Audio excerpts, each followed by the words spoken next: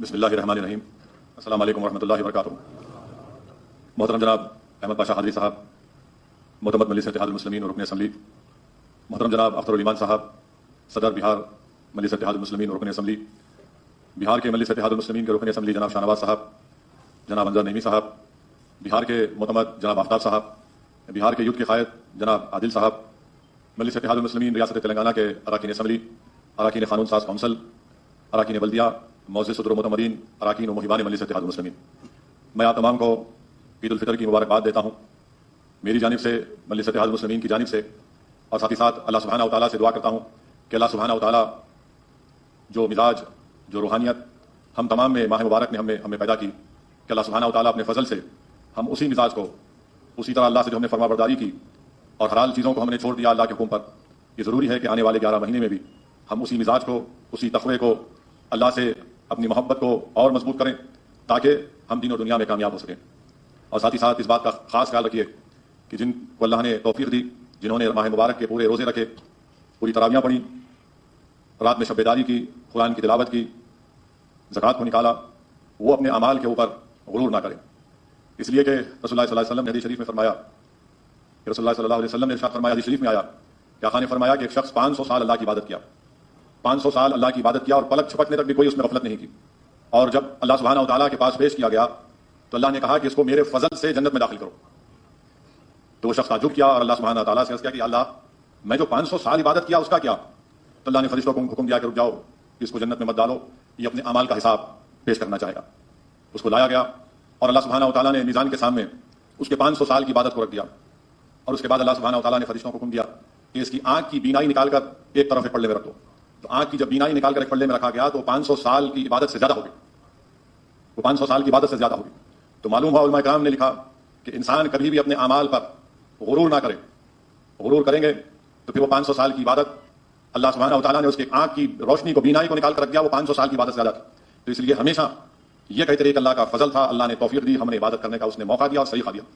تو اس لیے اس مزاج کو برقرار رکھیے. اور دوسری بات میں آپ سے عرض کرنا چاہوں گا کہ مجلس اتحاد المسلمین کے صدر و معتمدین ہیں، میری آپ سے گزارش ہے کہ پہلے جمعۃ الوداع سے پہلے بھی جو ہماری اجلاس ہوا تھا اس میں نے ووٹر لسٹ کے تعلق سے آپ تمام سے گزارش کی تھی، اس پر آپ ذرا توجہ لیجیے. نام برقرار رہنے چاہیے ووٹر لسٹ میں، اور اس سلسلے میں جو ذمہ داران آپ کے بوتھ کے پاس آئیں گے آپ ان سے اپنا پورا تعاون پیش کریے، بلکہ آگے بڑھ کر ان کی رہنمائی کریے، ان کی رہبری کریے، ان کی سرپرستی کریے. تیسری بات یہ ہے کہ ہمارے وطن عزیز کے حالات سے آپ واقف ہیں.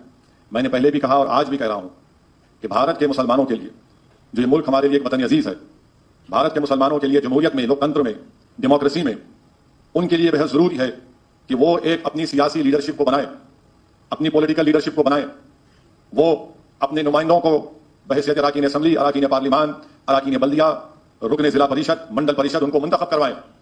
یاد رکھیے کہ جب تک آپ سیاسی طور پر اپنے نمائندوں کو کامیاب نہیں کریں گے، نہ یہ ناانصافی کا دور ختم ہوگا، یہ جو نفرت کا طوفان ہمارے سامنے کھڑا ہے، یہ جو بربادی کے بادل ہمارے سروں پر منڈا رہے ہیں، جو لوگ آج ہمارے خون کے پیاسے بن چکے ہیں، جو ہم کو آئین میں، سمویدھان میں جو حقوق دیے گئے ہیں ان حقوق کو ہم سے چھیننا چاہتے ہیں، جو شریعت ہم کو سمویدھان میں اجازت دی گئی، یہ آئین کی دفعہ 29 کے تحت مجھے اپنی تہذیب اور تمدن کی گارنٹی دی گئی، ایک ایبسولوٹ رائٹ دیا گیا، وہ ہم سے چھیننا چاہتے ہیں.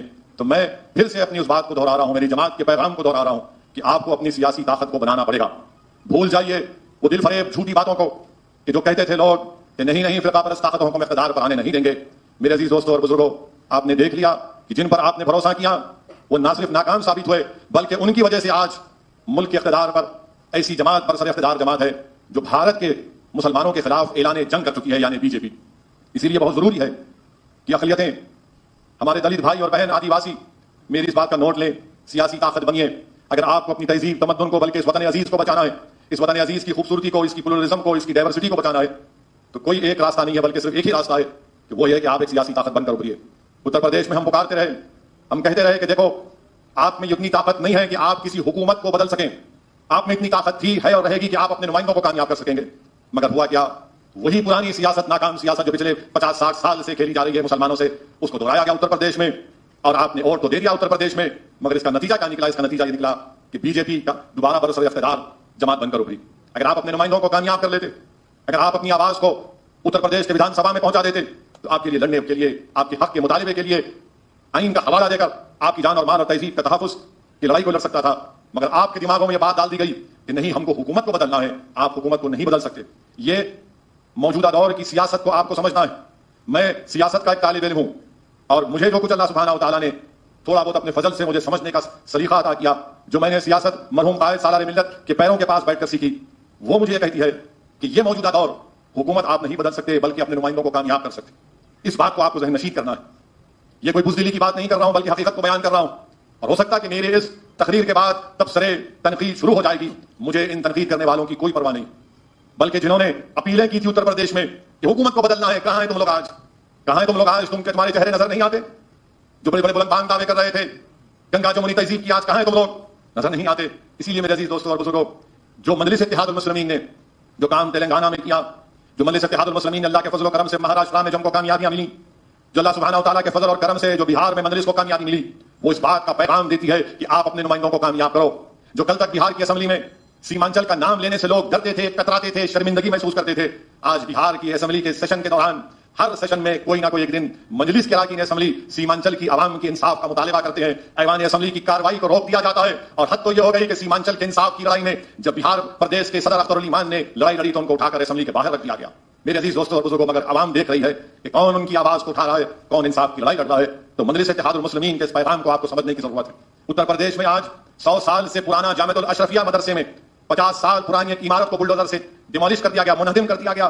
وہاں کا مقام رکن اسمبلی سماجوادی پارٹی کا ہے, ایک بیان تک نہیں دیتا. پورے بر صغیر میں بلکہ پوری دنیا میں جامعۃ الاشرفیہ مشہور ترین ہے, مگر کوئی بیان نہیں.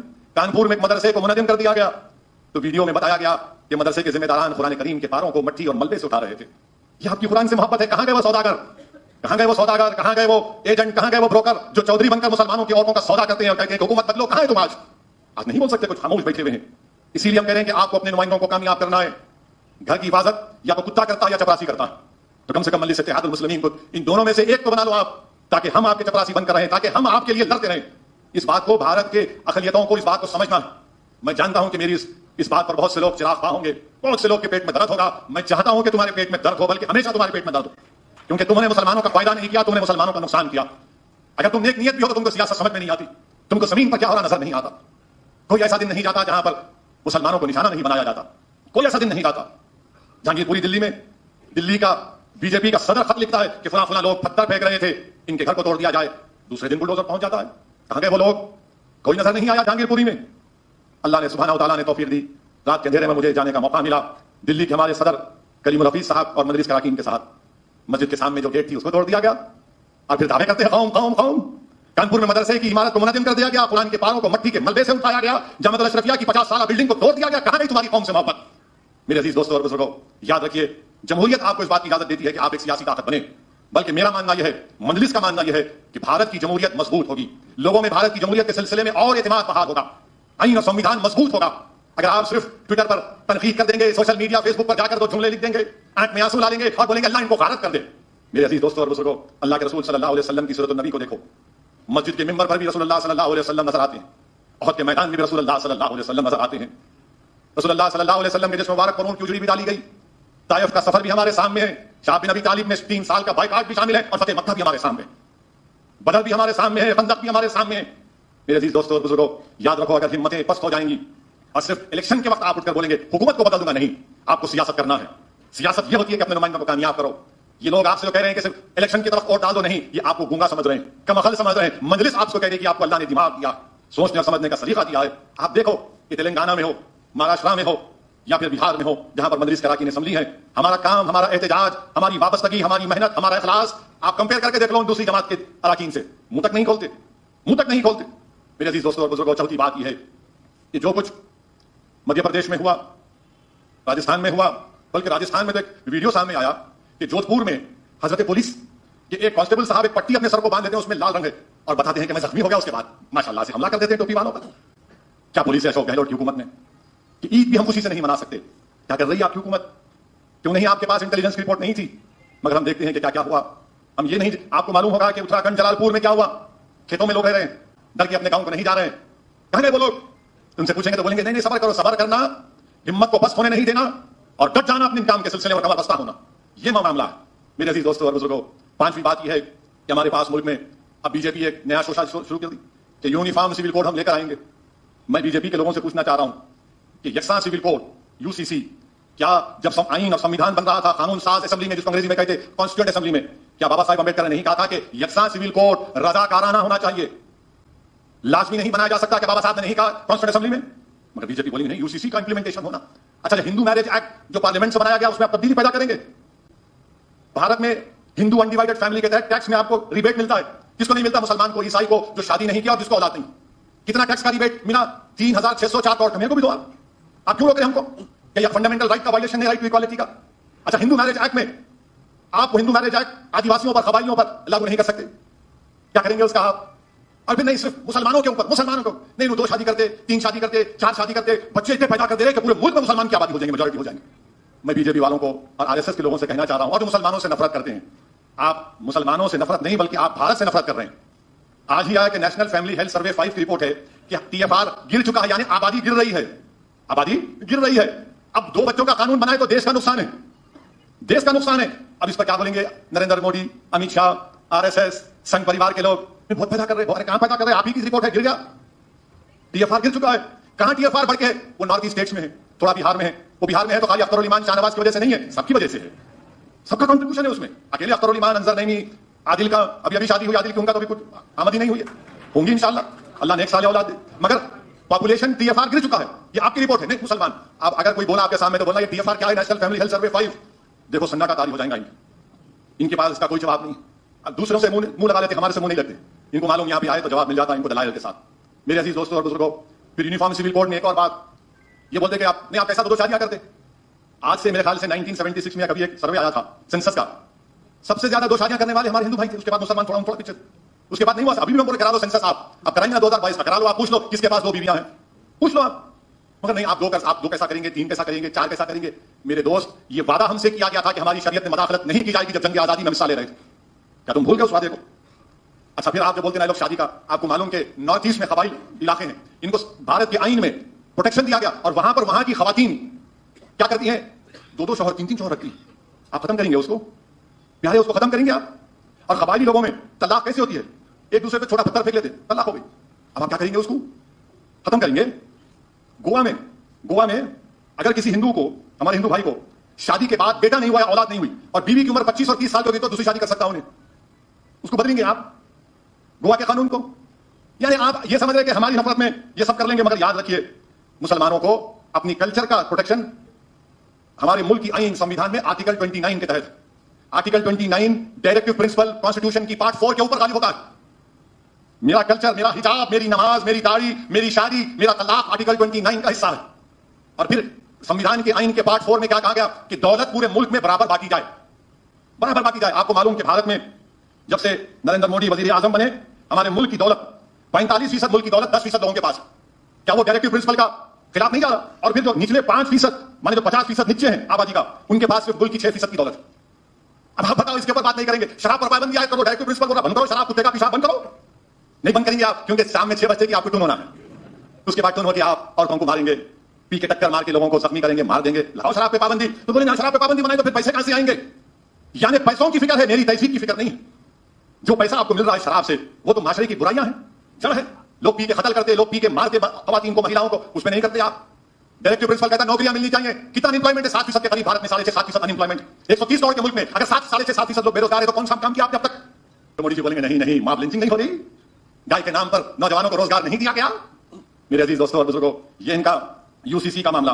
और चौथी बात यह है कि छठी बात यह है कि आपसे, बल्कि जहां तक मेरी आवाज अल्लाह के फजल करम से पहुंचेगी, मैं ये बताना चाहूंगा कि अब जिस किसी मजहब का जुलूस निकलेगा, चाहे वो मिलाद का जुलूस हो, गणेश का जुलूस हो, रामनवमी का जुलूस हो, हनुमान जयंती का जुलूस हो, जो प्रोसेशन निकलेगा, मेरी आप तमाम से गुजारिश है कि मस्जिद के ऊपर, दरगाह के ऊपर हाई रेजोल्यूट सीसीटीवी कैमरे लगाओ, और उसको जब जुलूस जाएगा उसको फेसबुक पे लाइव टेलीकास्ट करना, ताकि दुनिया को मालूम हो जाना कि पत्थर कौन फेंका।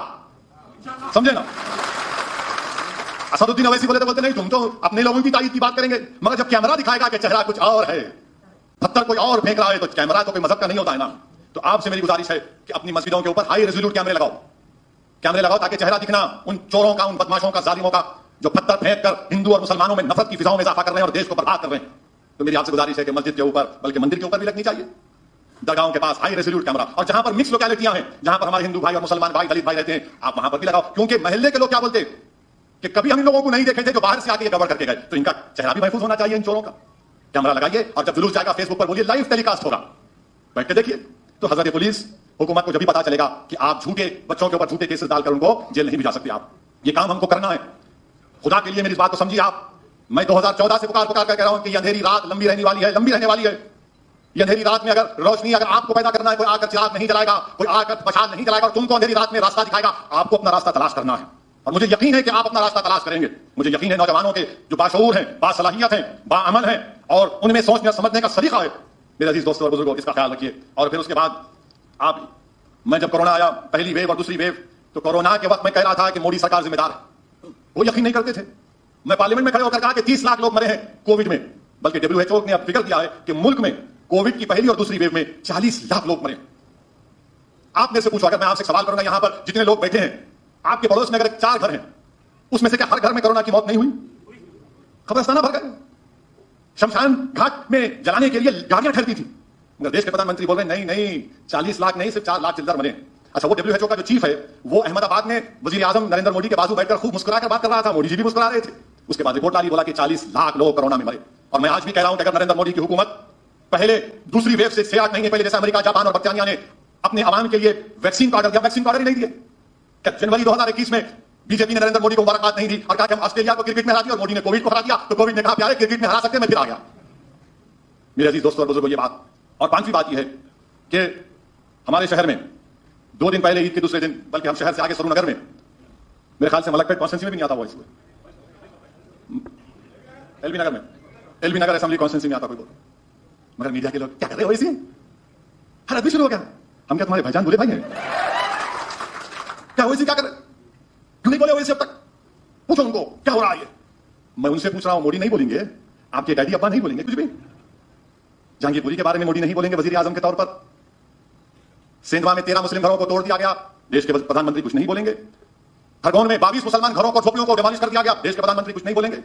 गुजरात खंभात में गोदामों को तोड़ दिया गया, देश के वजीर आजम कुछ नहीं बोलेंगे। मगर ओवैसी बोलना मैं वजीर आजम हूं, मगर नहीं, वजीर आजम से नहीं पूछेंगे हर चीज हमारे पास। इन्होंने क्या बोले, इन्होंने क्यों नहीं बोले, इन्होंने क्यों नहीं उठे, इन्होंने क्यों नहीं बैठे। मगर इसके बावजूद भी जो मुनाफिकीन के सरदार हैं, वो बोलते नहीं ओवैसी को वोट मत दो, गवर्नमेंट को बदलना है। बोलो ना, आप भी बोलो ना, नहीं बोलेंगे। हद तो यह हो गई कि मध्य प्रदेश में अपाहिज है जिसके हाथ कटे हुए, उसपे वक्त उसकी दुकान को तोड़ दिए। क्या पत्थर फेंका? हाथ टूटा आदमी पत्थर फेंक सकता माशाल्लाह से, उस पर कोई सवाल नहीं करेगा। कोई टीवी चैनल का एंकर पूछेगा नहीं, अरे कैसे कर सकता है भाई ने, नहीं पूछेंगे, नहीं पूछेंगे, बिल्कुल नहीं पूछेंगे। मेरे अजीज दोस्तों और बुजुर्गों, मैं खुलकर कह रहा हूं, वो जो वाकया सरूनगर में हुआ, मजलिस इत्तेहादुल मुस्लिमीन उसकी मजम्मत करती है, कंडम करती है। हम उसका कंडम करते हैं, इसलिए कि इस्लाम में शादी जो होती है 2 मुस्लिम मर्द और मुस्लिम खातून में होती है, तो ही निकाह होता है। हिंदू मैरिज एक्ट में आपको हिंदू होना जरूरी है, तभी आपकी शादी लीगल होती है। समझना बात को, आप ये समझो पॉइंट को, तो यहां पर भी चुरपुर बहुत शुरू हो जाएंगे। शुरू कर दिए, देखो इन्होंने, यानी ऐसा हाल है कि फंस गए रसिया बंदों में हाल हो गया मेरा। तो मुसलमानों में निकाह 2 मुस्लिम मर्द और औरत नहीं निकाह हो सकता है ना, ये एक्ट है, शरीयत application act. Hindu marriage act में 2 हिंदुओं के दरमियान शादी होती, चाहे स्पेशल मैरिज एक्ट का भी प्रोविजन उसमें है। यहां पर इस लड़की ने अपने पसंद से शादी की, कानूनन उसको इजाजत है, कानूनन उसको इजाजत है, उसने शादी कर ली। तो उनके भाई को ये कोई जवाब उनके पास नहीं है कि वो जाकर उस बच्ची के शौहर का कत्ल करे। कानूनन जुर्म है, इस्लाम में बदतरीन जुर्म कत्ल है, बदतरीन जुर्म कत्ल है। याद रखो आप, जो मासूम लोगों का कत्ल करता है वो उसी हालत में अल्लाह के दरबार में खड़े होगा हिसाब किताब के दिन कि या अल्लाह, ये फलां शख्स मुझे मारा था, अब तू मेरा हिसाब कर, आपने क्यों मारा उस बच्चे को। मैं कंडेम करता हूं, खुला खुला बोल रहा हूं आपको। आपको पसंद नहीं था, ठीक है, आप फेर देना था, पसंद नहीं, ठीक है, जाओ तो। मगर आपने जुल्म किया, गलत हरकत की, और मजलिस इसका कंडेम करती है। शादी निकाह 2 मुसलमानों के दरमियान में होता है, उसी को निकाह बोलते हैं। मगर आपको इख्तियार नहीं है कि आप जाकर उस बच्ची के शौहर को कत्ल कर दें। जुल्म है ये, याद रखो। डरो अल्लाह से।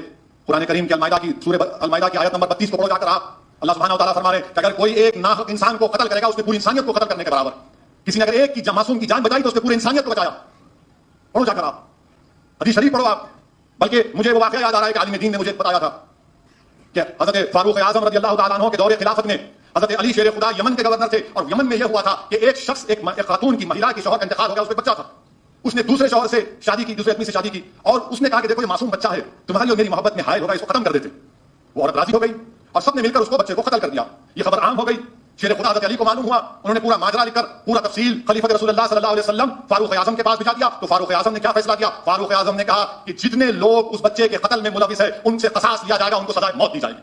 और फारूक आजम ने कहा कि अगर सना में अगर पूरा सना मुलविस होता तो मैं सब पे सजा नाफिज कर देता। یہ قتل کا معاملہ، یہ جان کی اہمیت ہے اسلام میں، تم کو کوئی اختیار نہیں ہے کہ تم کسی کی جان لے لو. اگر تم اپنے گھر میں معاشرے کو اچھا رکھتے، تمہارے گھر جنت کا ایک حصہ بن جاتا تو یہ تمام چیزیں ہوتی نہیں. مگر آپ کو دکھانا ہے اپنا غرور، اپنا تکبر. اس کو آنر کلنگ بولتے. اب اس کا اور ایک رخ ہے، یہ میڈیا والے کل سے چلا رہے، کل سے ایک نیا رنگ بنا کے پیش کر رہے. ایک بات سنو میڈیا والوں جو مودی کو اپنا پپا مانتے ہیں، کیا یہاں کی حکومت نے فوراً گرفتار نہیں کیا؟ اس کو گرفتار کر لیا، اور اب جو اویسی پر انگلیاں اٹھا رہے ہیں، میں کنڈیم کیا. کیا میں نے کہا کہ میں جلوس نکالوں گا اس قاتل کے لیے؟ کیا میں نے کہا اس کے لیے وکیل کھڑا کروں گا؟ کیا میں نے کہا اس کی گلپوشی کی جائے گی؟ نہیں. اور پھر مدھیہ پردیش میں آصف کا قصہ ہے. آصف کا قصہ ہے، وہ گاؤں کا نام کیا ہے؟ اس گاؤں کا نام ہے ڈنڈوری. ہاں، اس گاؤں کا نام ہے ڈنڈوری، مدھیہ پردیش میں. ساکشی اور آصف دونوں اپنی پسند سے شادی کر لیے. آپ کو معلوم کیا ہوا؟ بی جے پی کی حکومت نے کہا کہ تو ساکشی سے شادی کرے گا، جا کے اس کے باپ کا گھر توڑ دیا، اس کی دکان کو توڑ دیے. کیا اسدالدین اویسی جا کر چیف منسٹر سے بولے کہ اس کا گھر توڑ دو، آپ اس بچے کا اس نے شادی کی اس کا گھر توڑ دو؟ ارے ہم تو مظلوم کے ساتھ ہمیشہ کھڑے، آج بھی کھڑے مظلوم کے ساتھ، کیونکہ قتل کرنا کسی کا کام نہیں ہے. آپ نے کیا نا اخلاق کو مارنے والوں پر، آپ نے ان کی گلپوشی کی. رغبر کو مارا گیا تو آپ کو نکلے سزائے موت کے بعد، تو آپ کے منسٹر نے پھول کا ہار پہنایا بی جے پی کے لوگوں نے. تو میرے عزیز دوستوں اور بزرگوں، قتل کی مذمت کرنی چاہیے. ہم قاتلوں کے ساتھ نہیں کھڑے رہیں گے.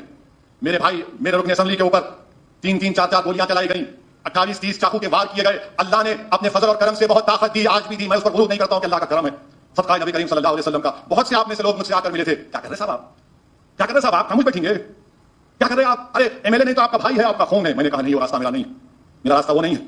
اللہ سبحانہ و تعالیٰ پر ہم نے بھروسہ کیا، قانونی لڑائی لڑی اور اس میں کامیابی ملی. آپ بتاؤ کہ ہر کوئی قتل کرے گا تو پھر انارکی پیدا ہو جائیں گے. اسی لیے میرے عزیز دوستوں اور بزرگوں، میں آپ کے ذریعے ان ٹی وی کے اینکروں کو بھی بولنا چاہ رہا ہوں، میرے منہ کو مت لگو. آپ میری زبان کا مقابلہ نہیں کر سکتے، اور میں کب بولوں گا، کیا بولوں گا، کس وقت بولوں گا، وہ میں طے کروں گا، تم نہیں طے کر سکتے. یاد رکھو. وہ شیر خورما حلیم اثر کر رہی ہے، لگتا ہے بلالا صاحب پیور گھی استعمال کیا ہے. ماشاء اللہ، عشاء کی نماز بھی پڑھو جا کے یہاں سے انشاءاللہ. تو ہم ان کو بتانا چاہ رہے، جو دیکھو نہیں بولے مودی کو پوچھو نا. ہاتھ کٹے ہوئے آدمی پر کیس بک ہو گیا، پتھر پھینکنے کا، وزیر اعظم کچھ نہیں بولیں گے. بلکہ دلی میں ان کے گھر سے چند تھوڑی دیر کے فاصلے پر جہانگیر پوری میں مسجد کی گیٹ کو توڑ دیا گیا، مسلمانوں کی دکانوں کو برباد کر دیا گیا، جامعۃ الاشرفیہ کے مدرسے کی 50 سالہ بلڈنگ کو توڑ دیا گیا، کانپور کے مدرسے کو توڑ دیا گیا. قرآن کریم کے پارے مٹی کے ملبے سکھائے جا رہے تھے، جس کے وزیر اعظم کچھ نہیں بولتے. یہ نہیں پوچھیں گے. میرے عزیز دوستوں اور بزرگوں، جس کسی نے بھی حرکت کی ہے ہم اس کی مذمت کرتے، ہم اس کی تائید میں نہیں ٹھہرے، نہ کبھی ٹھہریں گے. میں تلنگانہ کی حکومت کا بھی، انہوں نے صحیح فیصلہ لیا، فوراً گرفتار کیا اور کہا کہ اسپیشل کورٹ بنائیں گے. بہرحال جو بھی ہو سزا ملنی چاہیے اس کو. آپ کسی کو بھی جا کے میرا دل بولا، میرے کو ایسا بولا، میرے منہ کو ایسا کرا، نہیں بھائی یاد رکھو، اگر ایک بار آگ لگے گی نا، آپ اپنے گھر میں بیٹھ کے نہیں بول سکتے نہیں وہاں لگی آگ میرے پاس نہیں آئی، وہاں سے آگ شروع ہو کے تمہارے گھر تک آ جائیں گے. اور پھر جو لوگ میرے کو انگلیاں اٹھا رہے، دیوانے پاگل ہیں، وہ لوگ نہیں جانتے کوثر محی الدین ہے یہاں پر. لنگر ہاؤس کا 2005 کا واقعہ یاد ہے، بچی عائشہ کا یاد ہے. اب میں بولا تو ان کو پھر سے درد ہوگا پیٹ میں. ایک مسلمان بچے کو غلط الزام میں اس کا قتل کر کے اس کے جسم کو جلا دیا گیا تھا. مجھے ہمارے مجلس کے اراکین کو معلوم کہ کیسے تکلیف سے مشکلات میں ہم نے شہر کے من کو پرامن رکھا. اور رات میں نے جب اس کی لاش جلی ہوئی لاش آئی تو اس کے بھائی کا رونا مجھے آج تک یاد ہے. ان کے بھائی آج بھی نا 2 3 بھائی ہے نا. ارے ہم جانتے سب، یہ انہوں آ کے ہمارے کو سکھا رہے، یہ ہمارا شہر ہے، ہم جانتے کیسا کرنا. یہاں امن کو بگاڑنے کا کام نہ ہم کرتے، نہ کسی کو کرنے دیں گے انشاءاللہ تعالیٰ. اور جو لوگ بول رہے اولڈ سٹی میں پاتا بستی میں یہ، ارے پاتا بستی کیا کر رہا بھائی، بڑے آگے چلے گئے، کچھ نہیں کر سکے. انہوں ٹائم ہمارے کو بول رہے پاتا بستی میں وہ کریں گے، کچھ نہیں کر سکتے. آؤ مقابلہ کرو، دیکھیں گے کیا کرتے تم.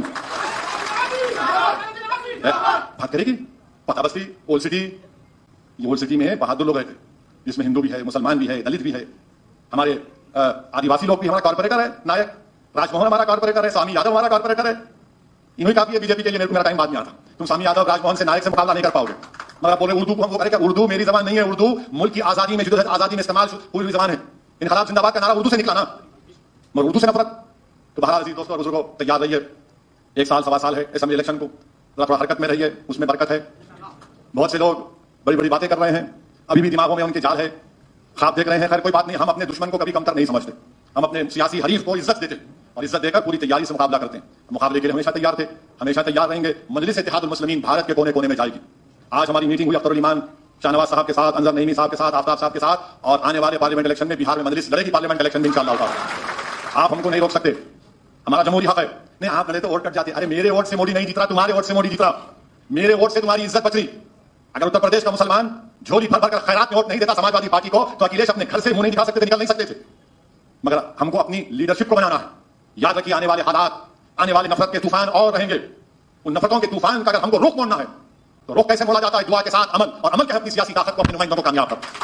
تو آپ تمام کو دلی مبارکباد عید کی. اور اس رمضان کے اسپرٹ کو برقرار رکھیے، مظلوموں کا ساتھ دیجیے، غریبوں کی مدد کریے اور جماعت کو اور مضبوط کریے. اور میں انشاءاللہ تعالی آنے والے دنوں میں یاقوت پورہ اسمبلی کانسٹیٹنسی میں جہاں پر ابتدائیاں بن چکی ہیں اور جہاں کہیں ابتدائی بنی، میں آ کر اس ابتدائی صدر کے گھر کے اوپر ایک نیم پلیٹ لگاؤں گا تاکہ لوگوں کو معلوم ہو سکے کہ میرا ابتدائی کا صدر. تو ہماری کوشش یہی ہے، آپ جماعت کو اور مضبوط کریے اور ہمت اور حوصلوں کو بلند رکھیے. آپ کو پھر سے عید کی مبارکباد.